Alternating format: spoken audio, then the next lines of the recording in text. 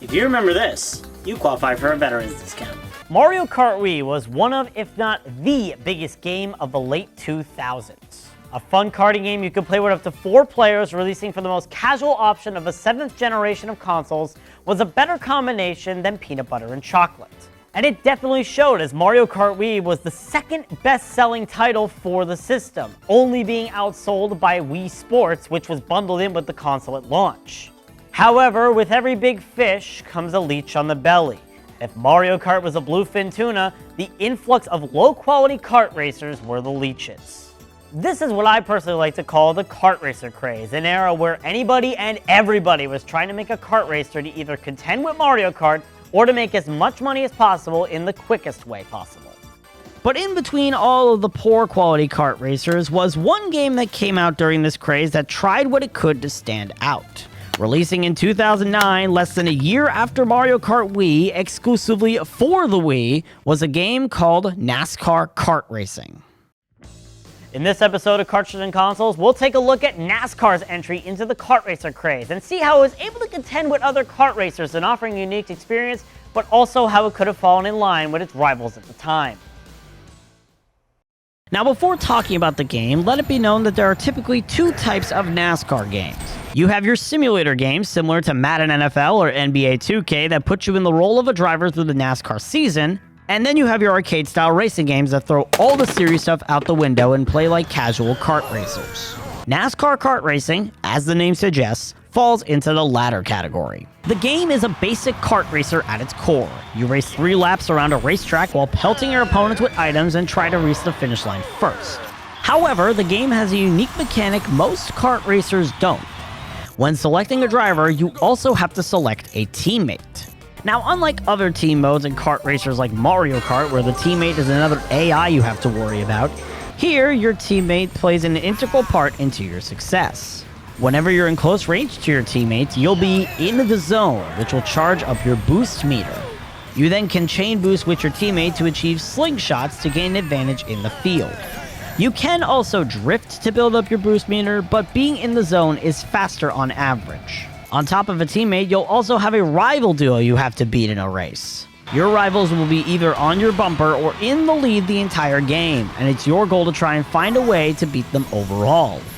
As for game modes, you have the option between a quick race, the championship career mode, which has you completing series of races and challenges to unlock drivers and racetracks, and special events, which involve completing track-specific challenges such as solo time trials, teammate time trials, precision driving, where you have to drive through gates, and the distance challenge, where you have to chain boost to drive as far as possible in a limited amount of time. On top of all of this, there's also collectible trophies that you can achieve by completing specific challenges in the challenge mode or in the special events. Now, while there may not be a lot of merit based on the description, NASCAR Kart Racing has a lot of positive attributes to it. Like other Wii kart racers, you can play with up to 4 players and can play with a myriad of different controllers. From the simple Wii wheel to the more advanced classic controller and GameCube controller, there's a controller choice for everybody. Along with this, the multiplayer option is available in every mode, not just in quick races, meaning you can work together in the career mode or the special events to try and clear challenges as a group or compete for who can beat it first or the best. While other kart racers like Mario Kart did have team modes, you weren't allowed to do career mode or challenges in multiplayer. So this distinction that NASCAR Kart Racing has allows for a more fun experience and more replayability. On top of the multiplayer, you have a pretty extensive lineup of 14 NASCAR drivers to choose from that range in popularity. All of these drivers have their own set of attributes. Jeff Gordon is good at drifting and building boost, Kevin Harvick is good at drifting and bumping other drivers, and Elliott Sadler is the most average driver in the field, perfectly encompassing people's feelings toward him. The drivers also have the same sponsors and paint schemes from their NASCAR cars when the game released, with the only exception being Casey Kane, who's sponsored by himself. This is mainly because his sponsor at the time was Budweiser, and even though we have sponsors for chemical companies, energy drinks, and GameStop, the alcohol sponsor is the one we can't have in an E-rated game. You even have some unlockable NASCAR drivers too. Earning 43 trophies unlocks Richard Petty, and earning 51 trophies unlocks Joey Logano. Now, if you don't want to grind the game out for that long, there are cheat codes you can use, and if you bought the game from GameStop, you got the Joey Logano unlock code for free. Oh, don't worry, we'll talk about those characters later. As for racing in the game, the controls feel pretty fluid. When playing the game, I really felt no requirement to drift since the steering is pretty solid on its own. There's also this fun minigame of sorts where you mash the accelerator as quickly as possible before the race starts to earn boost points. The game's item selection is also pretty solid.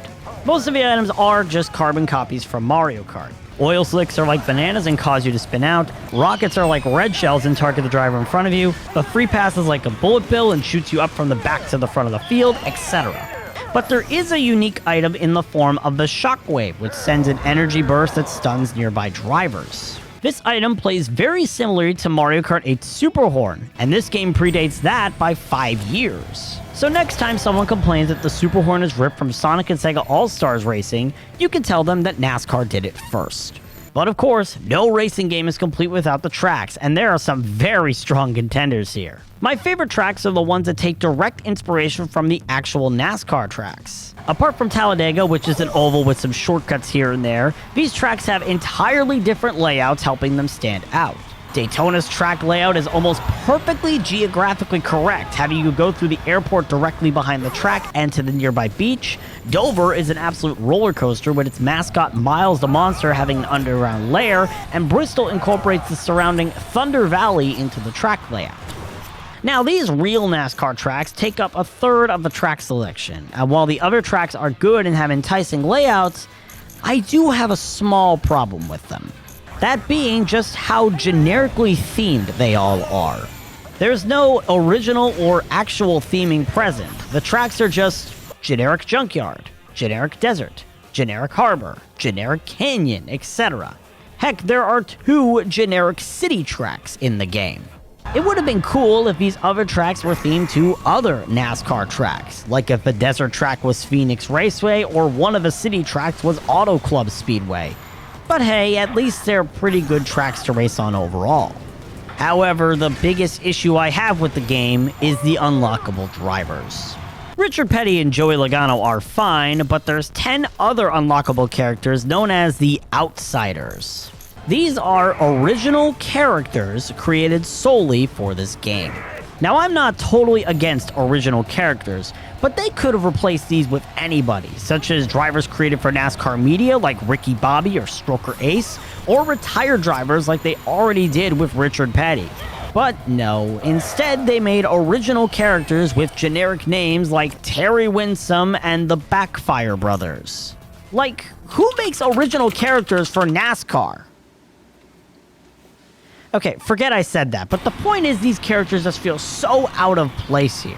However, I can somewhat excuse both of these issues as they may have been done to avoid licensing agreements. The developers could probably only get the license for 4 racetracks and 14 drivers, and anything past that would have been too much. Another minor complaint I have with the game is with the music. While it's definitely not awful, some of the songs are a bit bland to listen to. This could be because the 3 genres present are rock, techno, and techno rock, but the soundtrack overall isn't a big highlight of the game here. Overall, NASCAR Kart Racing is a very underrated entry in the kart racing craze. It does have some flaws, and there are obviously a lot of parts that could have been approached better, but it still is an enticing kart racer that had a unique feature that other kart racers at the time did not have. It may not be the best representation of NASCAR, but it's overall a fun karting game that anybody with a Wii should try out. NASCAR Kart Racing on the Nintendo Wii gets my rating of 8 cartridges out of 10.